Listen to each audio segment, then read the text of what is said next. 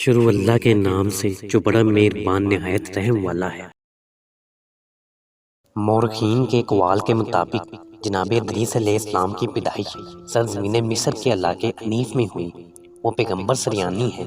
اہل عرب ان کو ہرمس، ادریس اور مثلث بالنامہ کہتے ہیں۔ ہرمس سے مطلب عطارد ہے، ستاروں اور سیاروں کی پہچان اور خواص علم و نجوم، اور اس کی اصطلاح میں قلم سے لکھنے کی ابتدا اور رقوم کا لکھا جانا۔ یہ تمام باتیں جناب شیس علیہ السلام کی خصوصیات سے ہیں۔ چونکہ آپ شریعت کی تعلیم دیتے اور آسمانی صحیفوں کی تعلیم کو عام کرتے، گزرے ہوئے اور آنے والے انبیاء کے طریقے اور ان کی تعلیمات کا درس دیتے، اس لیے ادریس کے لقب سے مشہور ہوئے۔ چونکہ یہ تیسرے نبی و پیغمبر تھے اور علم و حکمت کے جاننے والوں میں ان کا تیسرا نام آتا ہے، اس لیے انہیں دریائے سالس کہا جاتا ہے۔ علاوہ ازیں چونکہ حکومت اور سلطنت میں بھی تیسرا مقام انہیں حاصل تھا، اس لیے مثلث بالنامہ کے نام سے مشہور ہو گئے۔ بعض لوگوں کا خیال یہ ہے کہ انہیں یہ تمام نعمتیں میسر تھیں، اس لیے اہل عرب میں اسی نام سے مشہور ہو گئے۔ حضرت ادریس علیہ السلام 10 خصوصیات کے حامل تھے۔ پیغمبر مرسل تھے۔ ان پر 30 صحیفے نازل ہوئے۔ ان میں نجوم کا اظہار فرمایا، سب سے پہلے قلم کا استعمال کیا، خیاطی سلائی کا کام آپ ہی نے شروع کیا، جنگ کے لیے ہتھیار بنائے، مسلک توحید کی اشاعت کے لیے جہاد شروع کرایا، کفار و مشرکین اور ان کے متعلقین کی گرفتاری شروع کی، اطلس کا لباس ایجاد کیا، بلند مقام پر فائز کیے گئے۔ ان کی بعثت کا واقعہ اس طرح بیان کیا گیا ہے کہ حضرت شیس علیہ السلام کے سفر آخرت فرمانے کے بعد لوگ ایمان سے برگزیدہ ہونے لگے۔ خصوصیات کے ساتھ قبیل کی اولاد شیطان کے بہکانے سے سب سے زیادہ خباثتیں کرتی۔ انہوں نے نکاح کا سلسلہ ختم کر دیا، شدید برائیوں میں مبتلا ہو گئے، اور اس طرح جب معاشرہ تباہ ہونے لگا تو اللہ رب العالمین نے حضرت ادریس علیہ السلام کو مبعوث فرمایا۔ اس سلسلے میں یہ روایت اس طرح نقل کی گئی ہے کہ خود جناب ادریس کو شرائع اور اس کے احکام معلوم نہ تھے، لیکن جب وہ کارخانے عالم میں زمین و آسمان کے علاوہ دوسری چیزوں کو مصروف عمل پاتے تو یہ سوچتے کہ اس کارخانے کو چلانے والا کوئی ہے، لیکن اس صانع عالم کی بارگاہ میں خراج عقیدت عبادت کا طریقہ معلوم نہ تھا، لہٰذا متفکر رہتے کہ اس کا کوئی طریقہ معلوم کریں۔ ایک دن آپ نے اپنی قوم کے چند آدمیوں کو برائیوں سے بچنے کی تلقین کی اور رب العالمین کی عبادت کا درس دیا۔ ان سب لوگوں نے آپ کی تصدیق کی۔ اس طرح 7 آدمی اس خدا شناسی میں آپ کے ہمنوا ہوئے، پھر بڑھتے بڑھتے یہ تعداد 70 ہوئی اور اس کے بعد 700 تک پہنچ گئی، اور بعد میں یہ تعداد 1000 ہو گئی۔ ایک مرتبہ ادریس علیہ السلام نے اپنی قوم کے لوگوں سے فرمایا کہ ان 1000 میں سے 100 منتخب اور باصلاحیت افراد میرے ساتھ آ جائیں۔ ان 100 افراد میں سے آپ نے 70 منتخب فرمائے، اور پھر ان 70 میں سے صرف 10 کا انتخاب کیا، اور ان 10 میں سے بھی صرف 7 کو منتخب کیا۔ اس انتخاب کے بعد ان منتخب شدہ 7 بہترین افراد کو ساتھ لے کر آپ آبادی سے باہر تشریف لائے اور ان سے فرمایا کہ میں بارگاہ الہی میں دعا کرتا ہوں، تم سب آمین کہنا، تاکہ اللہ تعالیٰ مجھے صاحب شریعت بنا دے اور اپنی عبادت کا صحیح طریقہ ہمیں تعلیم فرما دے۔ ان حضرات نے جنگل میں آ کر اپنے ہاتھ زمین پر رکھ کر پھیلا دیے اور اس وقت تک دین کی طلب کی دعائیں کرتے رہے جب تک وہ اللہ تعالیٰ کی بارگاہ میں مستجاب الدعوات نہ ہوئی۔ لیکن ابھی ایک کمی باقی رہ گئی کہ طریقہ عبادت تعلیم نہ کیا گیا۔ ایک مرتبہ پھر مصروف دعا ہوئے اور اس مرتبہ اللہ کریم نے کرم فرمایا اور 30 صحیفے جن میں احکام الہی لکھے تھے نازل ہوئے اور جناب ادریس علیہ السلام منصب نبوت پر سرفراز ہوئے۔ یہ بھی کہا گیا ہے کہ آپ نے 72 زبانوں میں تبلیغ دین فرمائی اور 100 شہر آباد کیے اور ہر شہر میں وہاں کے ماحول کے مطابق قانون مرتب فرمائے۔ خطہ زمین پر بسنے والے اور جزائر میں رہنے والے آپ کے مطیع اور فرما بردار ہوئے۔ آپ کی شریعت کے بنیادی اصول اللہ کی توحید، معاشرتی زندگی میں عدل و انصاف، عبادت الہی میں خلوص اور برائیوں سے اجتناب، اور آخرت کے عذابوں سے محفوظ رہنے کے لیے اپنے نفسوں کو برائیوں سے پاک و صاف رکھنا تھا۔ جناب ادریس علیہ السلام اپنی شریعت کی بنیادی عبادت نماز کی تاکید کرتے اور ہر سہ ماہی میں چند دن روزوں کے لیے مخصوص فرماتے، ادائے زکوٰۃ کا حکم دیتے، غسل جنابت اور عورتوں کو ماہواری کے بعد غسل کرنے کا حکم دیتے، دشمنان دین سے جہاد کا حکم فرماتے، گدھے، خچر، کتے اور خنزیر کے گوشت کے علاوہ ہر اس جانور کے گوشت کو کھانے کی ممانعت فرماتے جو مضر و عقل و شعور ہو، آفتاب کے ایک برج سے دوسرے برج کی طرف منتقلی اور کواکب کا اپنے مرکز کی جانب رجوع کے وقت قربانی کا حکم دیتے۔ آپ کی عبادت کا وتیرہ و طریقہ یہ تھا کہ ہر روز 12,000 مرتبہ اللہ رب العالمین کی تسبیح کرتے، جس سے فرشتے بھی رشک کرنے لگے اور ان کی باتوں اور اجازت کو دیکھ کر بارگاہ الہی میں ان سے ملاقات کی درخواست کی۔ فرشتے جب ان سے ملاقات کو آئے تو طویل نشست کے بعد انہیں یہ اندازہ ہو گیا کہ جناب ادریس علیہ السلام عالم بالا کی تمام باتوں میں دستگاہ کامل رکھتے ہیں۔ روایت ہے کہ جناب ادریس علیہ السلام فرماتے تھے کہ میں 30 سال تک زحل کے ساتھ آسمانوں کے گرد گھوما اور عالم بالا و دنیا کے تمام دقائق و حقائق کی معلومات حاصل کی اور عالم بالا کے اسرار و رموز کی واقفیت حاصل کی۔ مورخین نے لکھا ہے کہ جناب ادریس علیہ السلام نے اپنی امت کو اپنے بعد آنے والے تمام انبیاء کے نام بتائے، طوفان نوح کی خبریں دیں اور طوفان سے محفوظ رہنے کے طریقے بھی بتائے۔ ان کی حکومت و سلطنت کے ایک رکن نے مصر میں گنبد حرمہ تک تعمیرات کا سلسلہ شروع کیا اور جناب ادریس بھی وہیں تشریف لے آئے اور تمام دنیا کی سیر کر کے مصر واپس تشریف لائے۔ اس سفر کے بعد خالق عالم نے انہیں حیات ابدی عطا فرمائی اور جنت میں ابدی سکونت عطا فرمائی۔ اس سلسلے میں بہت سی روایات نظر سے گزری ہیں۔ ابن عباس رضی اللہ تعالیٰ عنہ فرماتے ہیں کہ ایک مرتبہ سیر کے وقت جناب ادریس کو دھوپ کی تمازت سے سخت تکلیف پہنچی تو دل میں خیال ہوا کہ اتنے ہزار سال سے سورج اس آب و تاب کے ساتھ چمکتا ہے، جب تھوڑی سی دیر میں دھوپ کی تمازت سے میرا یہ حال ہوا ہے تو وہ فرشتہ جس آفتاب عالم تاب پر مقرر ہے اس کا کیا حال ہوگا؟ لہٰذا اس کے بارے میں بارگاہ الہی میں عرض کیا، اے اللہ اس کے بوجھ کو ہلکا کر اور آفتاب کی حرارت کو اس کے لیے کم فرما دے۔ اس دعا کی برکت سے اس فرشتے کے مصائب میں تخفیف ہو گئی اور آفتاب کی شدید حرارت سے سکون حاصل ہوا تو وہ سوچنے لگا کہ آیا یہ تخفیف غضب الہی کی وجہ سے ہے یا اس کی رحمت و شفقت کی مظہر ہے؟ لہٰذا اس نے اللہ تعالیٰ کی بارگاہ میں اس کی وجہ معلوم کرنے کی درخواست کی۔ اللہ رب العالمین نے فرمایا کہ یہ سکون میرے بندے ادریس کی دعا کا نتیجہ ہے، انہوں نے تیرے لیے دعا کی تھی جو مقبول ہوئی۔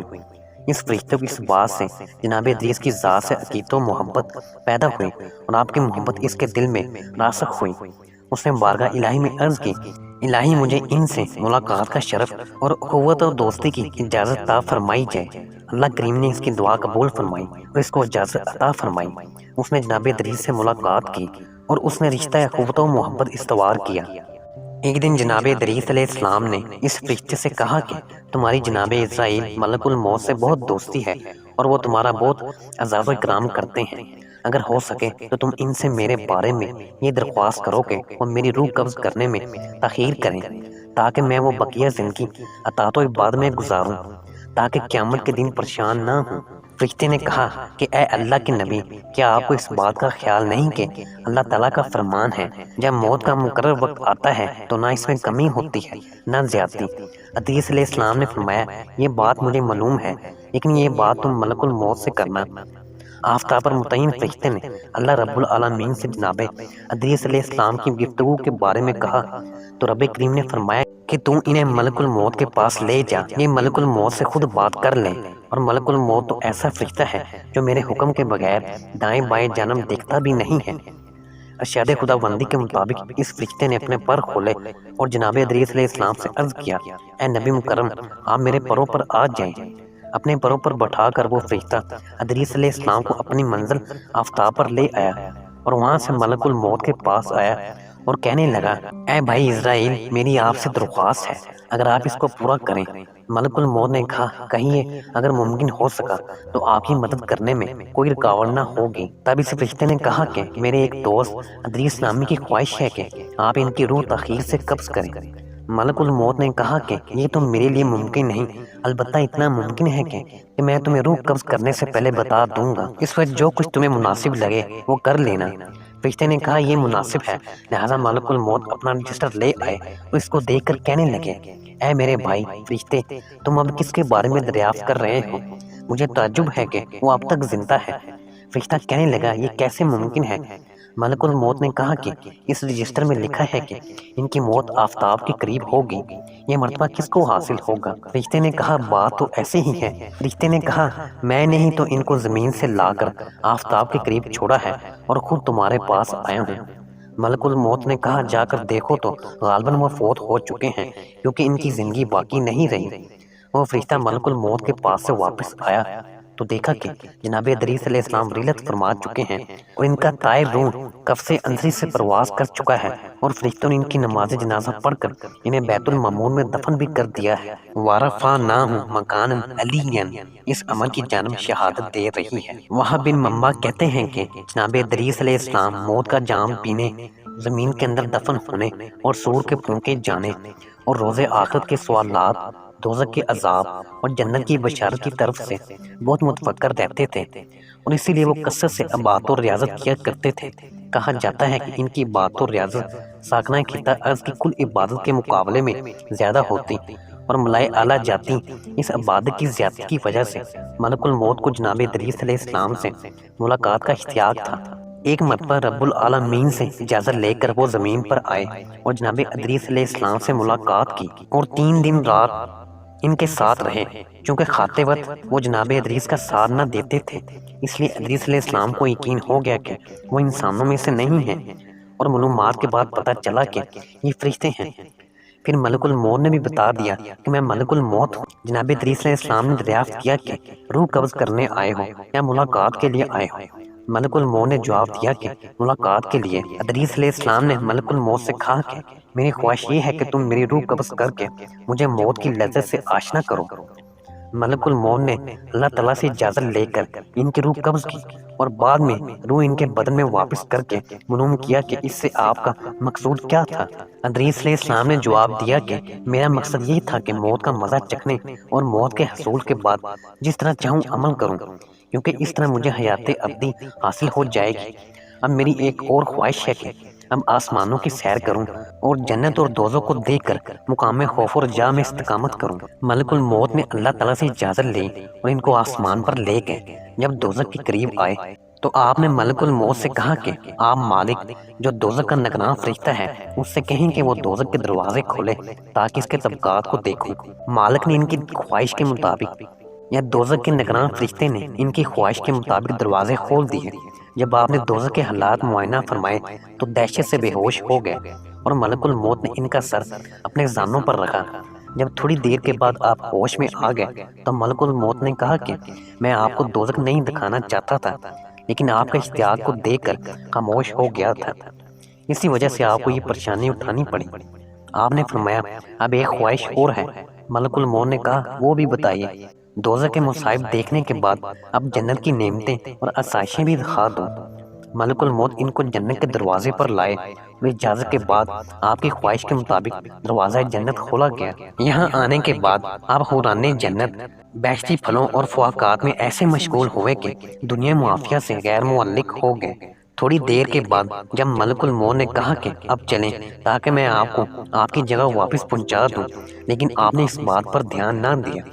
جب ملک الموت نے اصرار کیا تو آپ نے فرمایا کہ اب میں حکم ربی کے بغیر نہ آؤں گا، اب میں تمہارے اور دوسرے فرشتوں کے کہنے پر عمل نہ کروں گا۔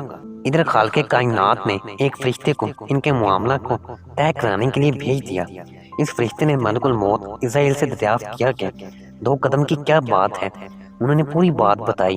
ملک الموت کی بات سننے کے بعد اس نے جناب ادریس سے کہا آپ بتائیں کہ کیا معاملہ ہے؟ آپ نے فرمایا اے فرشتے تمہیں معلوم ہے کہ رب تعالیٰ نے فرمایا ہے کل نفس ذائقۃ الموت، ہر نفس کو موت کا مزہ چکھنا ہے۔ میں نے موت کا مزہ چکھ لیا ہے، اور رب تعالیٰ نے یہ بھی فرمایا ہے ہر نفس کو موت کا مزہ چکھنا ہے۔ میں نے موت کا مزہ بھی چکھ لیا ہے، میں نے دوزخ کے حالات بھی دیکھے ہیں۔ دوسری جگہ رب کریم نے فرمایا ہے جنت میں داخلے کے بعد تم وہاں سے نکالے نہ جاؤ گے، اس حکم کے مطابق اب میں بہشت سے نہیں آؤں گا، اب میری واپسی اللہ تعالیٰ کے حکم کے بعد ہی ممکن ہے۔ رب کریم نے ملک الموت سے فرمایا کہ انہیں یہیں چھوڑ دو، کیونکہ یہ میرے حکم کے مطابق بہشت میں آئے ہیں اور ہمارے فرمان و احکام سے دلائل اور حجتیں پیش کر رہے ہیں، اور حق انہی کے ساتھ ہے، اب انہیں یہیں رہنے دو۔ کہا جاتا ہے کہ جناب ادریس کبھی 7ویں آسمان پر اور کبھی 6 آسمان پر آتے ہیں اور فرشتوں کے ساتھ مصروف عبادت رہتے ہیں۔ واللہ اعلم۔ ایک روایت کے مطابق حضرت ادریس علیہ السلام کی آدم علیہ السلام کی رلت کے وقت 100 سال عمر تھی۔ بعض دوسری روایت کے مطابق اس وقت آپ کی عمر 360 سال تھی۔ 105 سال منصب نبوت پر فائز رہے۔ آپ پر 30 صحیفے نازل ہوئے۔ ان کی شریعت کے احکام جناب آدم علیہ السلام کی شریعت کے مطابق تھے۔ آپ 65 سال کی عمر میں بروفہ نامی ایک عورت کو اپنے حبالہ عقد میں لائے اور اس ازدواج کے نتیجے میں ایک فرزند متوشل پیدا ہوئے۔ ادریس علیہ السلام سے نور محمدی صلی اللہ علیہ وآلہ وسلم متوشل کو منتقل ہوا۔ جب متوشل کی عمر 185 سال ہوئی تو انہوں نے بھی ایک عورت سے شادی کی اور ان سے لمک یا لمک پیدا ہوئے۔ متوشل کی عمر جب 960 سال ہوئی تو انہوں نے دارالبقاء کی طرف سفر اختیار کیا۔ جب لمک یا لمک کی عمر 182 سال ہوئی تو ارائس کی روایت کے مطابق انہوں نے ایک عورت سے نکاح کیا۔ یہ رشتے میں آپ کی چچا زاد بہن تھی۔ ان کا سلسلہ نسب آدم علیہ السلام تک جاتا ہے۔ نوح علیہ السلام کی ولادت حضرت آدم علیہ السلام کی وفات کے 120 سال بعد ہوئی۔ جناب نوح علیہ السلام 150 سال کی عمر میں مبعوث ہوئے اور 950 سال تک مصروف تبلیغ رہے اور طوفان کے 60 سال بعد تک حیات رہے۔ اس طرح ان کی مجموعی عمر 1700 سال اور ایک روایت کے مطابق 1500 سال ہوئی۔ 1500 سال والی روایت کو مفسرین نے بھی نقل کیا ہے۔ واللہ اعلم۔ ہماری آج کی ویڈیو یہیں تک تھی۔ ناظرین، اسی امید کے ساتھ ہم آپ سے اجازت چاہیں گے کہ آپ کو ہماری آج کی ویڈیو پسند آئی ہوگی۔ ملتے ہیں بہت جلد ایک نئی معلوماتی ویڈیو کے ساتھ، تو دیکھتے رہیں اسلامک ڈائری۔ اللہ آپ کا حامی و ناصر۔